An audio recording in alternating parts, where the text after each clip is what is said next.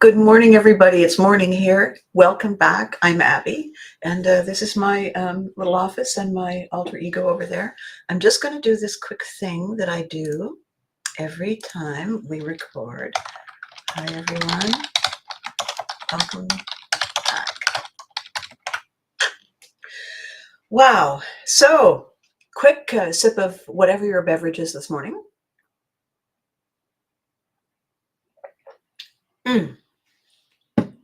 I was up fairly briskly early yesterday, and I didn't have coffee, and so I went through the whole day thinking something essential missing here. So yesterday, I had a wonderful, crazy day. The first part of it was at the ceremonies for Remembrance Day in Ottawa. Gary, my troubleshooter for all things unforgettable, said, let's go up and do that. And so we did, and the rain held off for the most part. I have this crazy raincoat with this huge hood. I look like a druid. And so I brought that. He brought an umbrella, and we managed to get a place to stand probably the closest you could to see all of the marching military, all of the excitement. And we were right by a very big screen that was broadcasting, for those who couldn't see, all the things happening directly with the dignitaries, right where the laying of the wreaths were. So it was absolutely perfect. So chilly, windy, rainy, as it always is so far in my history on Remembrance Day.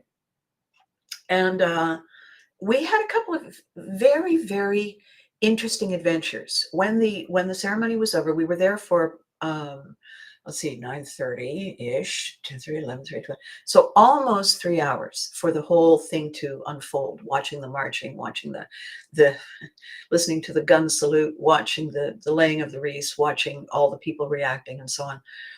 It's very moving.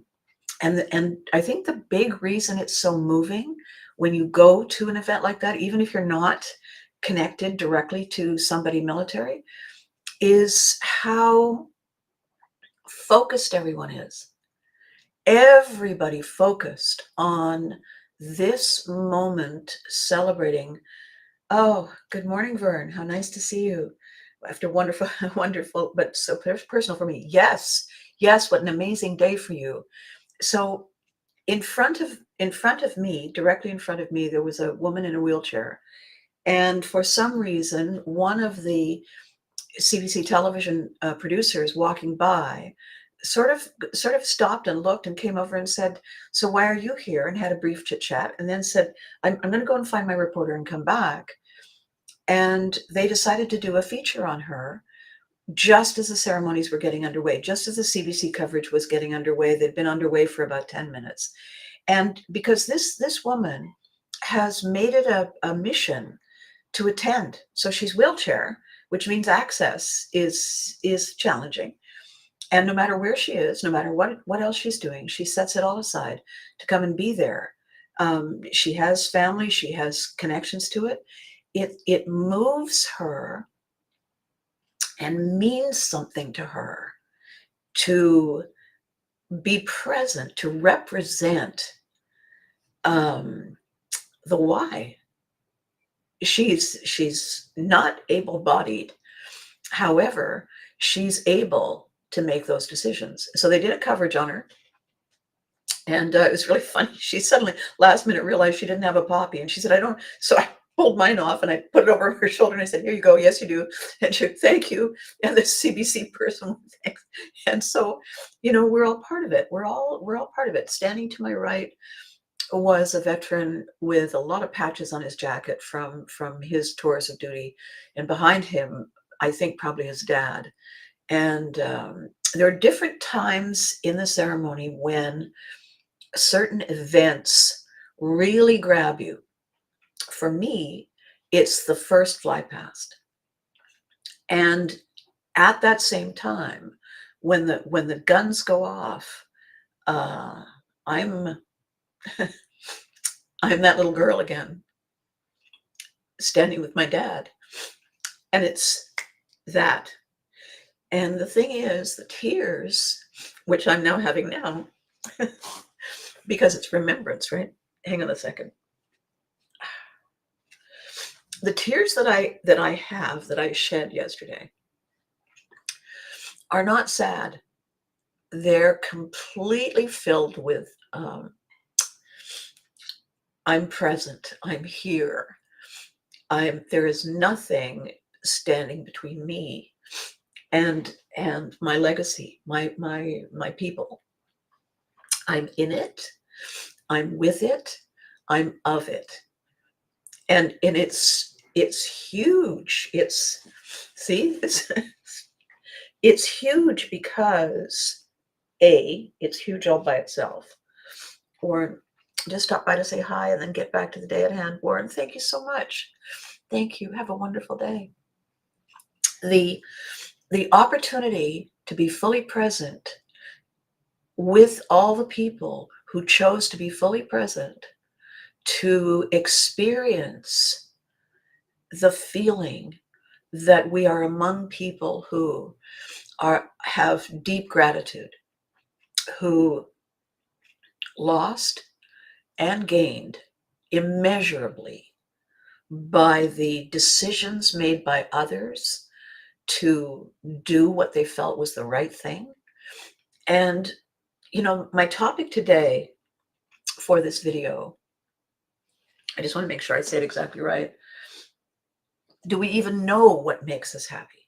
Do we even get what it is that triggers that little bing?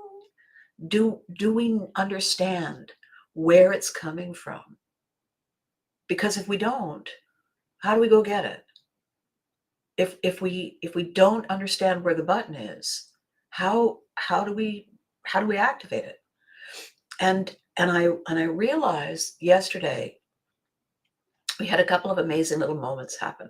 There was a veteran who was standing beside me, and he was about my height, which and I said, do you want to get a better shot, because he had his camera and so on. He said, no, I'm fine.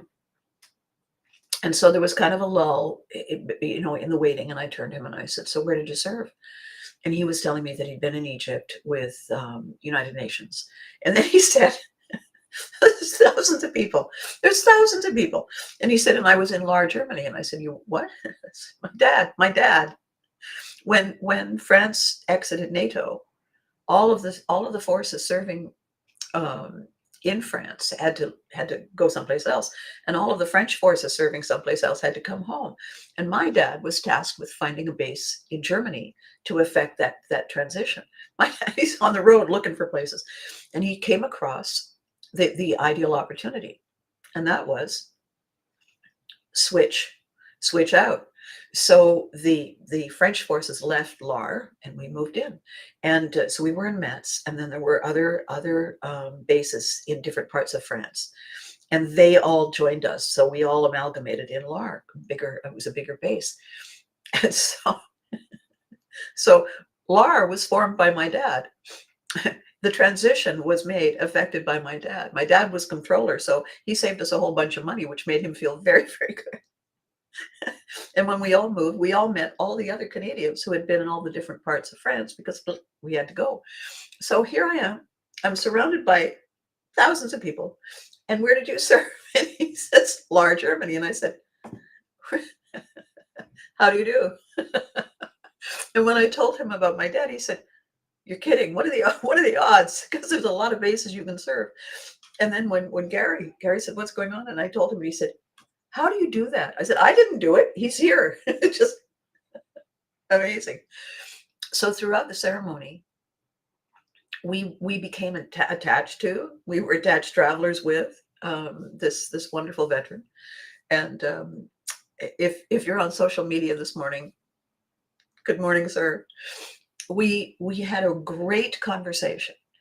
In the midst of the fly past and in the midst of the guns going off, I noticed that the young man wearing all the insignias on his jacket, I noticed that he was standing very, very still.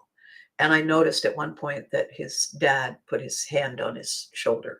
And then I saw Dad having a hard time with it. Oh, I'm not going to say a harder time, but a more visibly harder time. And so I put my hand on his other arm, and he looked at me and he nodded. And then the veteran did the same. And Gary put his hand on my shoulder, and we were like a circle of support for each other, because the minute we find that place where everything matters, it's pretty overwhelming, because we don't find it all that often. We skirt around and skate around on the upper levels, on the surface. We're busy, we're multitasking. So when these moments happen, they're profound. And that whole strength in numbers moment was just, we didn't all stand there and sing Kumbaya.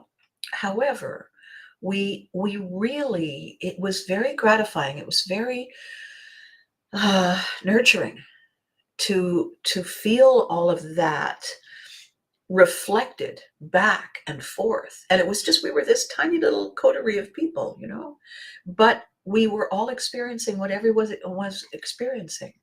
And sometimes the most emotionally moving things are so small. Yeah. Yeah. Oh, how beautiful. How beautiful, Vern. Really. Vern Fraser got to have a really special moment yesterday with one of his former students who is suddenly making a huge difference in our world. And what a great day for you, Vern. Because when you're a teacher, and you invest in your students, and then your students stand up and show up and lean in, and you're so excited for them and pleased that the work pays off. The work always pays off. So this is the core of the conversation. The conversation today is, do we even know what makes us happy? And I think that it's the small moments of human connection that that just happens so briefly, but it goes right all the way in through, right all the way in through the core, you know?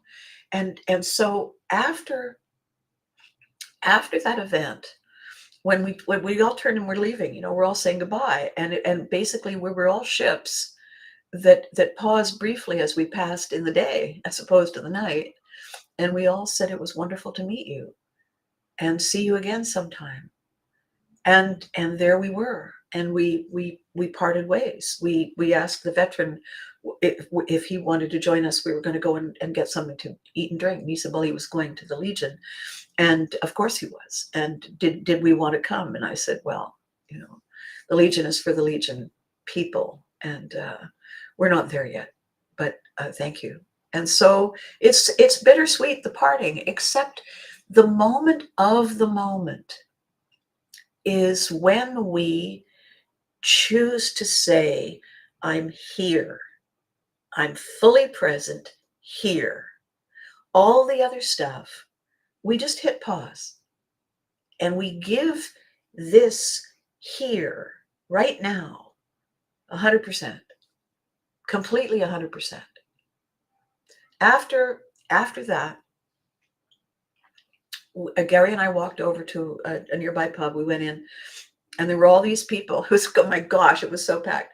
And everybody was so nice. Everybody was so kind. Everybody was so smiling and looking directly in your eyes. And from the moment we got to the location, all the way through the morning, all the way through, the only time I saw people on their phones was taking pictures, was locating their friend. I'm at the corner of this and that. Okay, I'll see you in a minute. That was it. They were fully present in the moment, now, celebrating, honoring, showing up to witness the each individual moment so that they could indelibly say, I have been there, I have stood there, I have borne witness to something that means something. thing. And I think that probably that's what makes us happy. Sometimes happy is, I found this thing on sale I've been looking for. Sometimes it's seeing someone we haven't seen in a long time. Later in the evening, Dewey and I had a conversation, and oh my God, we haven't talked. And we use Facebook so we can see each other. We haven't talked in, I don't know, it's really only a couple of days, but it felt like forever. And then as soon as the thing came up, we both went, "There you are." Grinning like a couple of idiots. And he said, we're a couple of Apple Watches. We're in sync. We're synced. And we're talking all about this amazing thing that we're creating. And so it's so exciting. And how was your day? And how was my day? And what did you do? And what did I do? And how are the kids? And what's going on?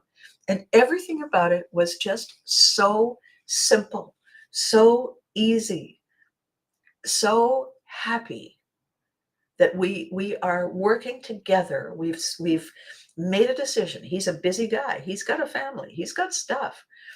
I got stuff. But we said, let's do this. Let's do this. Want to do this? Yeah. Yeah, I want to do this.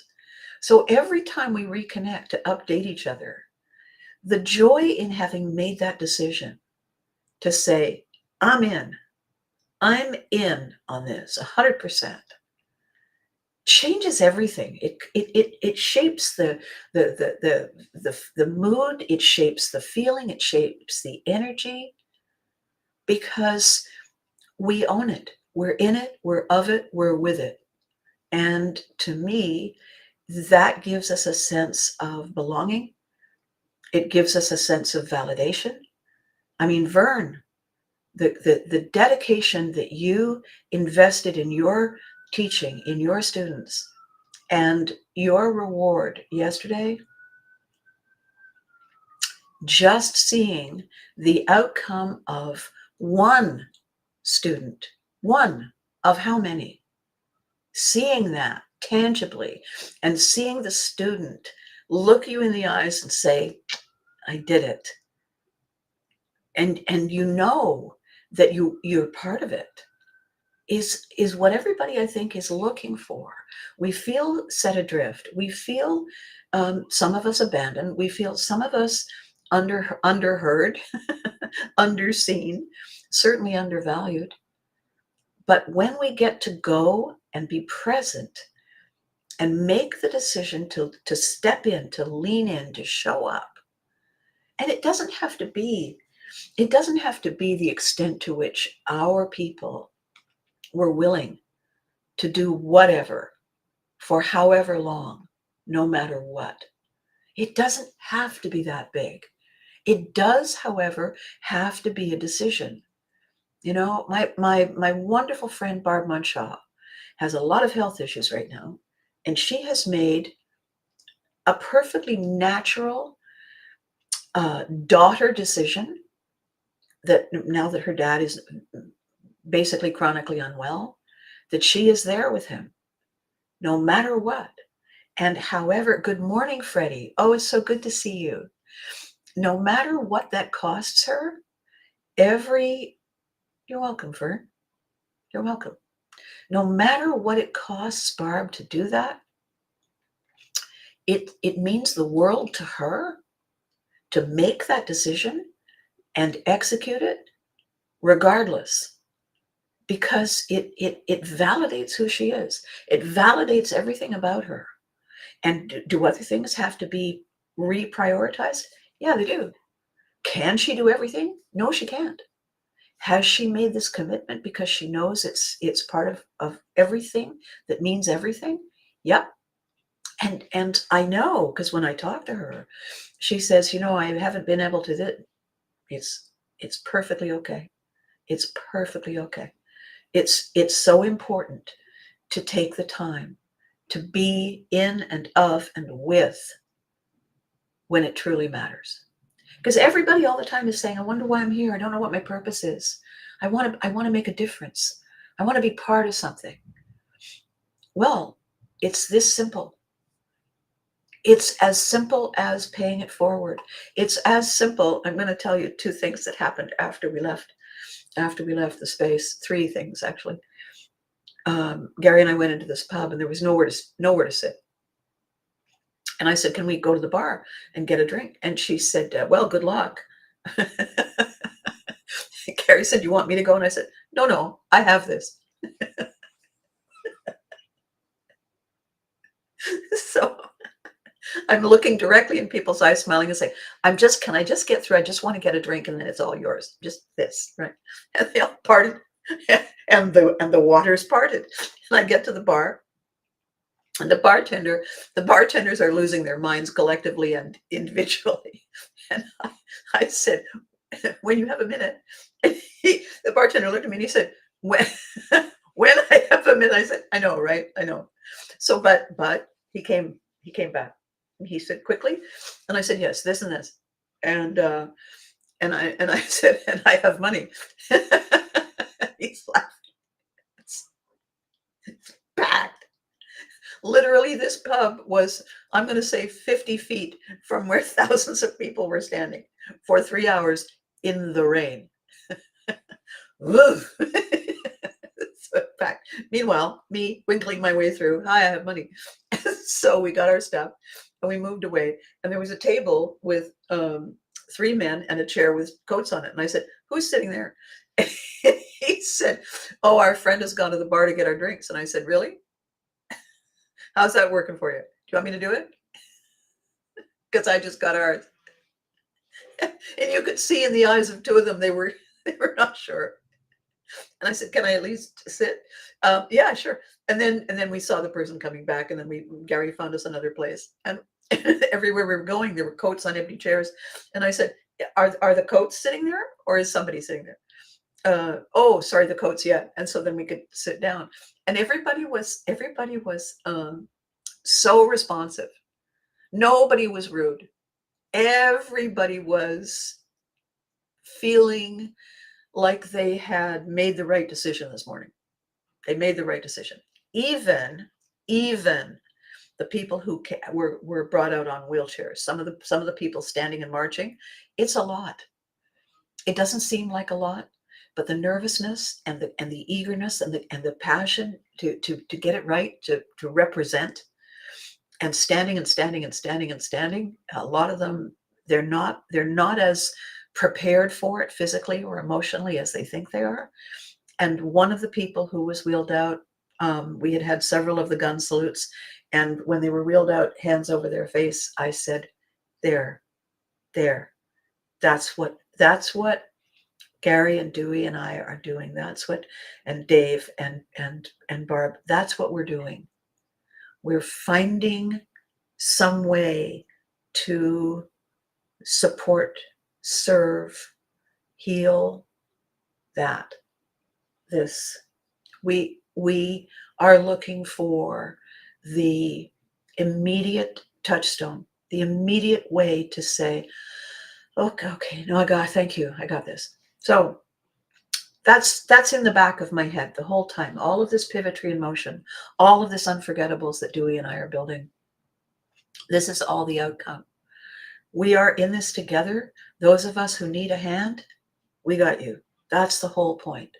So we left that place because it was just untenable. We walked up Elgin Street looking for another spot. And about 4 blocks further on, first one, I said, "Can we, it's raining. Can we, first one?" Yes. We go in, and it's a Scottish pub, and it's packed, but not as, packed. And the greeter is a older than middle-aged guy in a kilt. And I said, because Viking, I said, "Nice skirt." And he turned on me like, "Woo." And he said, "It's a kilt, you heathen."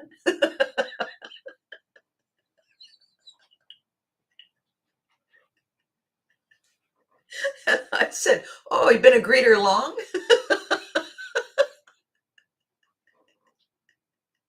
I said, "Customer service are us right here." The guy said, "You want a table or not?" He led us over. I said, "I'm Abby." He said, "I'm Ken." We shook hands. "Gary." We shook hands. Ken came by several times. "Is there anything else you want, heathen?" No, I didn't I didn't do that in order to get that response. However, that response was amazing because before we left, he came back and he said, "So I better be seeing you more often than this." And I said, "Why? You need help with that whole customer service thing?" And he said, "I might. You never know. I might. You've made me think." So we had a bite to eat and we left. And the waitress was great. Everybody was great. Everybody was feeling that they had made a decision that felt good. It wasn't rocket glare and stars and falling in love and winning the lottery. It wasn't that. They'd made a decision that felt good, and everyone was fully present. I didn't see anybody on their phones. I didn't see anybody nerdle, nerdle, nerdle. Oh, look, there's a cat. I mean, I didn't see any of that. I saw people, and every time we saw somebody in uniform, either Gary or I would say, um, marching or spectating. And they would say, "Oh, yeah, no, we were over, and it's a great ceremony. Thank you."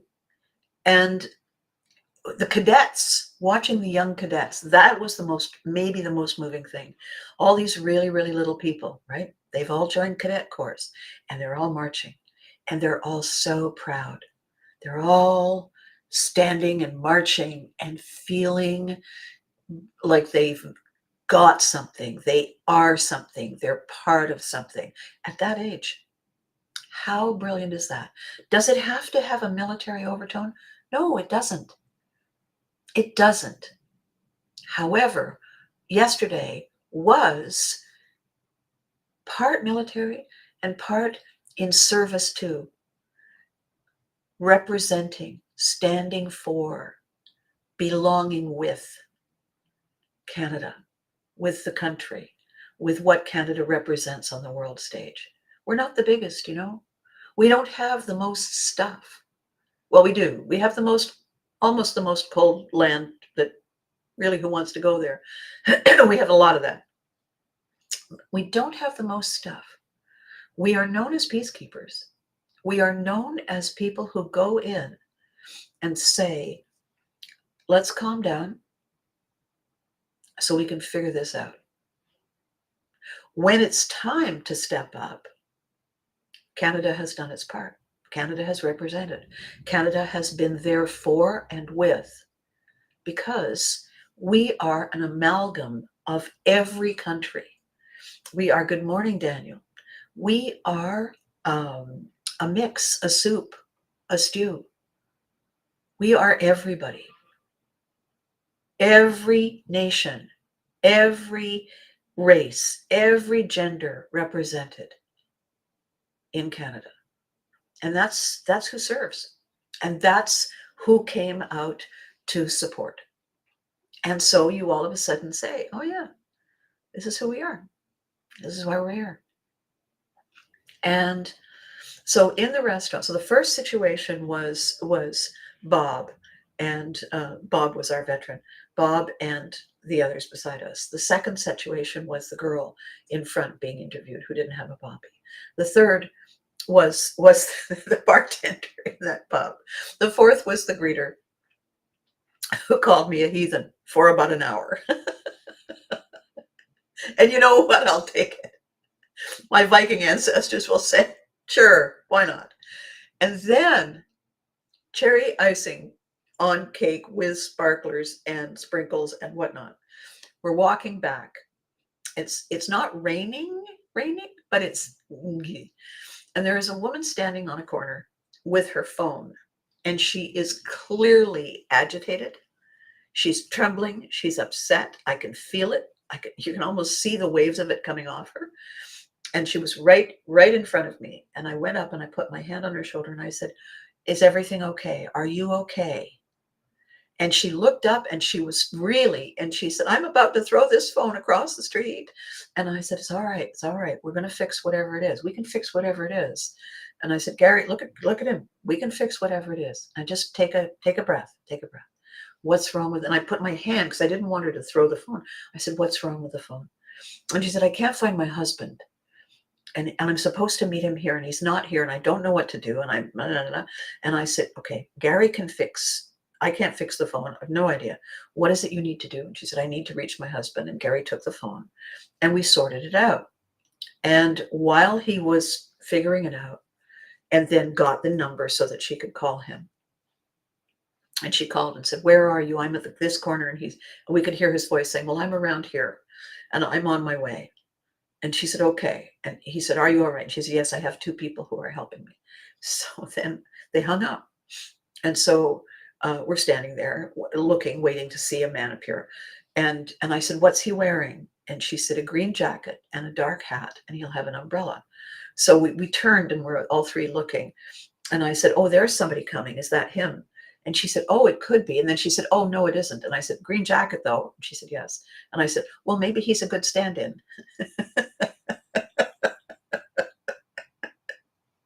I mean, if he doesn't show up. And she looked at me and she said, that's it. You have a good point. And in that moment, I looked at Gary, and he looked at me, and I knew that we'd flipped her. We'd pulled her out of that empty, abandoned, terrifying, frustrated space. She did a good point. And then there was another guy came, and I said, apparently there's a sale on green jackets. How about him? And she said, well, he's interesting. It was funny. And then all of a sudden we saw a fellow appearing coming up the street, and I said, would that be him? And she said, oh yes, probably. And Gary said, I'm going to go and escort him and make sure nothing happens. So he headed off down the street. And Gary's tall. He's walking faster than everybody. When he's walking with me, and I said, I feel like a dachshund walking beside you. I said to her, what's your name? And she told me her name, and I told her mine, and I gave her a hug, and I said, these kinds of moments are really frightening. They really are. And they make us feel all the wrong things, because we feel helpless, we feel lost, we feel abandoned, and then we feel dumb, and then we feel shame and guilt for feeling all those things. And it's just wrong. It's just wrong. However, without any assistance, without any connection, we lose touch with. And she said, oh my God, that's it exactly. And she said, you have no idea how amazing it is that the 2 of you stopped. And I said, well, maybe it's just that kind of day, And so there we were together, the 2 girls, checking out all the men in green jackets to see how many second and third string we could probably set in line for her.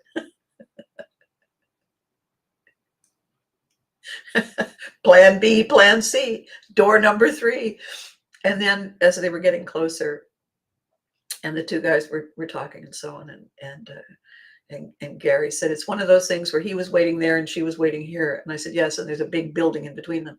So we were introduced, and we were thanked. And I said, is everything okay? And I said to her husband, I just want to warn you that we saw 3 very, very healthy, respectable, reasonable contenders for your spot in the time it took you and Gary to come back. Just letting you know. And he said, I gotta step up my game. And I said, that's it. And so there was enough laughter going on, and enough genuine, you could see the genuine love, right? And well, thank you very much, Freddie. Same to you. Yes, same to you. So then we headed on our way. And so I said, well, it's only 3:00. Look at all the things we put in order today. And he said, that's pretty incredible. I don't remember a Remembrance Day quite this full. And I said, I know, right? Me too. And when we had left Bob, he said, this is the most amazing Remembrance Day ever. And I said, well, yeah, this is. And he said, just being with you and the 2 of you and Lar, and what are the odds? And I said, yep, sometimes these events, that's what they're really for. We are here to stand for. However, we are also standing with. We are of, in, and with. If we choose. If we choose. There was no yelling. There was one incident, very brief, somebody upset, and a couple of the police, just, keeping the perimeter, wandered over. There was no sirens, there was no kerfuffle, there was no shots fired. It was a peaceful and committed and deeply moving energy that everybody wanted to be in the moment, with, of, and for. And I think that is where we find it. Do we even know where our happiness is? Because if we don't, how do we go get it? But I think, honestly, it truly is that simple. We choose to step in. Because the day before yesterday, Gary and I went and looked at a building. And the reason we looked at a building is because if you're going to do a GPS and it says starting point, in order for the GPS to track your path, you have to have an end point. You have to have something tangible as your destination. All of these things that we're reading and seeing these days about manifesting, about getting into the right space in order for things to happen, to fall into place. You have to have a tangible outcome. Happiness is an intangible outcome. It's essential to anchor happiness to something that you can visualize, that you can touch, you can taste, you can smell, you can see. That gives the universe, God bless it, the opportunity to say, oh, there it is. Okay, come on, let's put it here. I wanted to have a physical space to say, this, this physical space represents where we're going. It may not be the physical space we end up at, but it represents it. So in the now, for the now, we have the present, the people, the path, and the destination. We have done collectively, we have done a ton of work. When this opportunity popped up on the 9th of October, and we all instantly saw the possibilities and the potential, we 1,000,000,000,000% dove in. Come up with the concept, come up with the purpose, come up with the outcome that benefits the most people. Make it tangible, make it accessible. Find a theme, build a website, call it something, register the name, come up with the visuals, come up with the instructions and the information that people will say, yeah, I want that. I want that. Make it tangible, make it irresistible, make it affordable, make it exciting. So that was that. The 9th of October was the first conversation. The 10th of October was the deep dive conversation. The 11th of October was the outreach to get the team in place. Yesterday was the 11th of November. 1 month. And our big ta-da announcement, our big ta-da, we're doing this, is going to be later this week with our firm launch plan next week, where everybody gets to see what I've been up to. And how does this relate to Pivotry in Motion? Because people are saying, oh, what, have you abandoned that project? No. When you have something that you need to deliver to the greatest number of people, it will serve, it will support, it will empower. You need a vehicle. You can't just carry it. You need to have a vehicle that you can load it into and you can disperse it to the most people. Unforgettables is the vehicle. Unforgettables is our marketing arm. Unforgettables is our promotional arm. Unforgettables is our gotta have aspect. that sets the wheels in motion, supports us. We don't have to go out with our hat in hand and say, please help us, please help us, please help us. We will be independent. We will be fully funded, fully internally driven. Internal combustion engine is unforgettables. So we are tap dancing as fast as our little feet can carry us. We have Dewey in Florida. We have Gary and Dave and Abby here. We have people over there. We have and within 10 days, not even, it's going to go woo, it's going to go viral, because we have all the people who are saying, is it soup yet? Is it soup yet? Can I be part of it? Back at the very beginning of this, I started interviewing people, asking a very important question. What was the moment that made you say, I'm ready? What was the moment that triggered the decision to reset? Because that moment, that aha, that decision is the essence of Pivotry. You have to rethink, re-want, reset from here and from here before you can take action that's meaningful. So I interviewed people who had done that, whose lives had turned on a dime with 9 cents change, because they had found their moment. They had looked at what was going on, that they had said for most of their lives, you know what, it's not that bad. It's not that bad. And then one day they said, yes, it is. It's not only that bad, it's not good enough.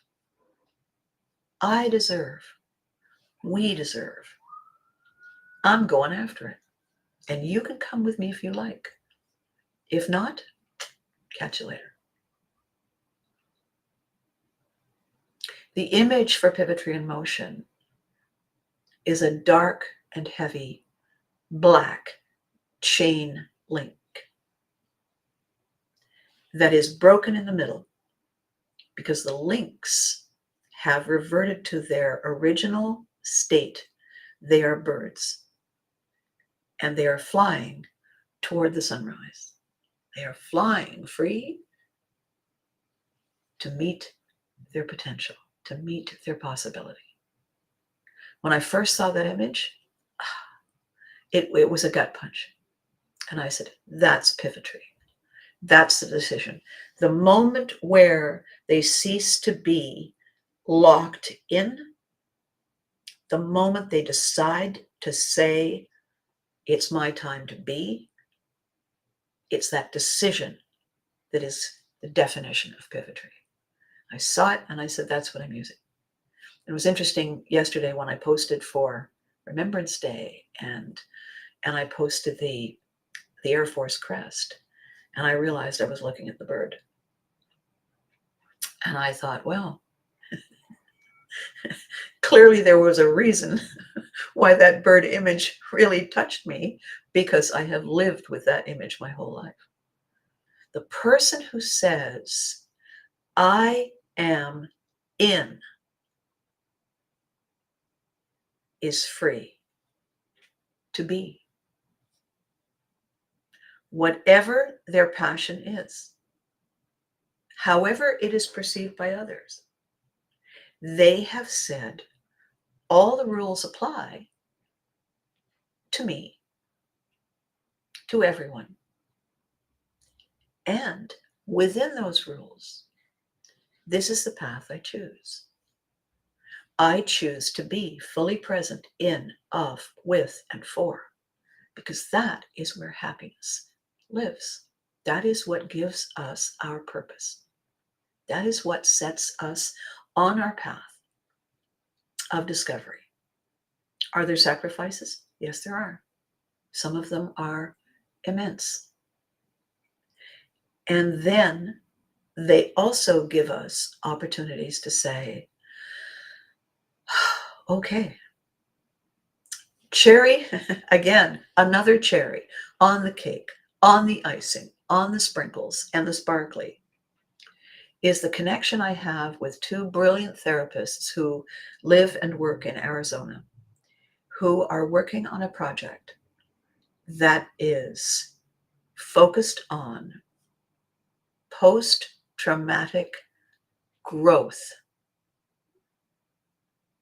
It is emotional recovery tools, emotional recovery and healing techniques and connections.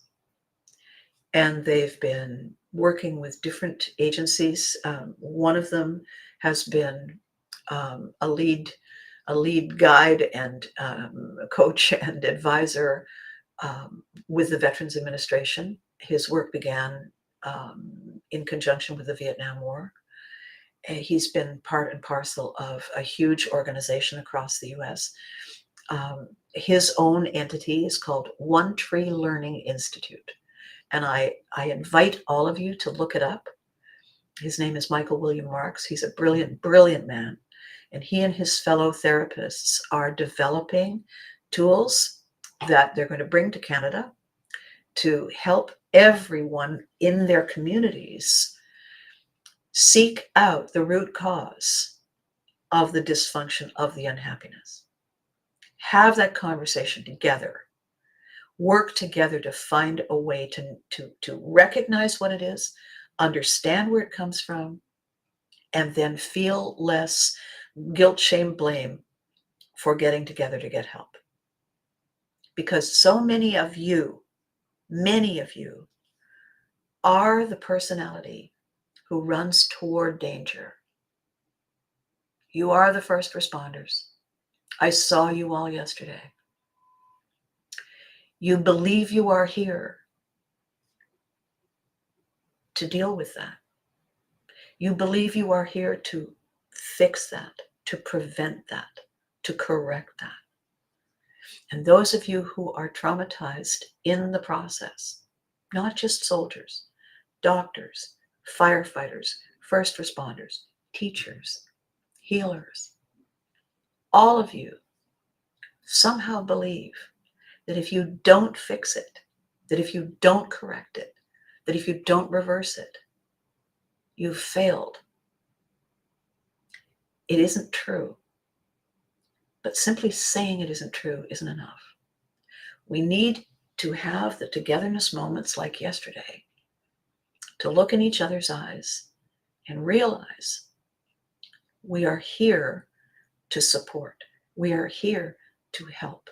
We are here to encourage and enable and validate and care. That's the job. That the outcomes become the outcomes is not ours to own. What is ours to own is to choose. I'm in. That is where happiness lies. No matter what. Going to the bake sale. You can't bake. I'm not allowed to bake. People have seen what I bake. Don't do it. But come and cheer up people. Make people laugh at the silly stuff they do. Give people a reason to laugh. Well, that I can do. That I can do. And I'll take the title heathen 9 days a week in exchange. I'll take the hug on the corner of the street where the woman says, you're right, I do have alternatives. That'll teach him. That I can do. And that I gladly and willingly do. That I did on, you can't do that on television, that I did with the Care Bears, and that I'm doing now.